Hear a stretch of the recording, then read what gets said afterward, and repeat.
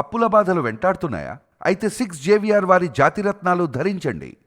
రైతుల కోసం అన్నదాత సుఖీభవ పథకాన్ని అమలు చేస్తుంది చంద్రబాబు సర్కార్. సో ఈ ఏడాది తొలి విడత కింద అన్నదాత సుఖీభవ పిఎం కిసాన్ పథకం సంబంధించిన నిధులను విడుదల చేయాలని డిసైడ్ అయింది. జూన్ 20న అంటే ఇవాళ మరికొద్ది సేపట్లో సీఎం చంద్రబాబు చేతుల మీదుగా 7,000 చొప్పున రైతుల బ్యాంక్ అకౌంట్లో జమ చేస్తారు. రైతులకు మరో శుభవార్త చెప్పిందని చెప్పాలి చంద్రబాబు ప్రభుత్వం. రైతుల సంక్షేమం కోసం అమలు చేస్తున్న అన్నదాత సుఖీభవ పథకం కింద రాష్ట్ర ప్రభుత్వం ఇచ్చే ఆర్థిక సహాయం విడుదలకు రంగం సిద్ధమైంది.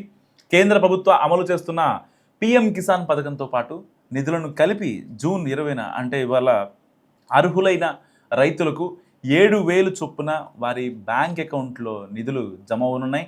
సో వ్యవసాయ శాఖ నిధుల విడుదలకు సంబంధించిన ఏర్పాట్లను ఇప్పటికే పూర్తి చేసింది. సో పల్నాడు జిల్లాలో ప్రత్యేక కార్యక్రమంలో సీఎం చంద్రబాబు తొలి విడత నిధులను విడుదల చేస్తున్నారు. ఈ కార్యక్రమానికి రైతులు, ప్రజాప్రతినిధులు, వ్యవసాయ శాఖ అధికారులు హాజరయ్యారు. అన్నదాత సుఖీభవ పథకం కింద 2026-27 ఏడాదికి సంబంధించి తొలి విడతగా ఒక్కో రైతుకి 7,000 చొప్పున డబ్బులు వాళ్ళ అకౌంట్లలో జమ చేయనుంది ఏపీ సర్కార్. సో 7,000లో ఏపీ ప్రభుత్వానికి సంబంధించి 5,000, పిఎం కిసాన్ కింద కేంద్రం ఇచ్చే 2,000 కలిపి వేయనుంది. సో ఏపీ వ్యాప్తంగా 46,85,838 మంది రైతుల అకౌంట్లలో 3,125 కోట్లు జమ చేయనుంది ఏపీ సర్కార్. అందులో పట్టాదారు రైతు కుటుంబాలు 45,69,817 మంది ఉన్నారు. అటవీ భూమి హక్కుదారులు 1,16,000 మంది ఉన్నారు. రైతులకు ఏపీ ప్రభుత్వం విడుదల చేసే నిధుల్లో రాష్ట్ర ప్రభుత్వం వాటా కింద 2,300 కోట్లుంది. అందులో కేంద్రం వాటా 782 కోట్లున్నాయి. డైరెక్ట్ బెనిఫిట్ ట్రాన్స్ఫర్ విధానంలో రైతుల బ్యాంక్ ఖాతాల్లో నిధులు జమ చేయనుంది ఏపీ సర్కార్. సో ఈ విషయంలో రైతులు ఎలాంటి దరఖాస్తులు చేయనక్కర్లేదు.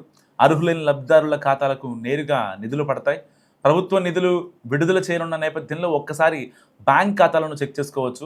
సో పిఎం కిసాన్లో నమోదైన రైతులు, ఆధార్తో అనుసంధానమైన బ్యాంక్ ఖాతా కలిగిన వారు నేరుగా నిధులు జమ అయిపోతాయి. అంతేకాదు రైతులు ఈకేవైసీ కూడా పూర్తి చేసి ఉండాలి.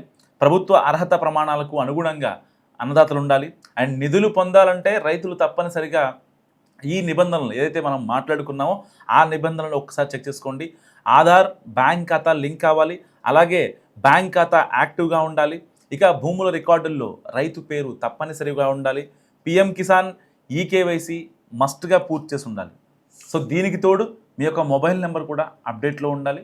సో మస్ట్గా మీకు 7,000 రూపాయలు క్రెడిట్ అవుతాయి. ఒకవేళ ఎవరికన్నా క్రెడిట్ అవ్వకపోతే మీకు దగ్గరలోని సచివాలయాన్ని ఒకసారి సంప్రదించండి.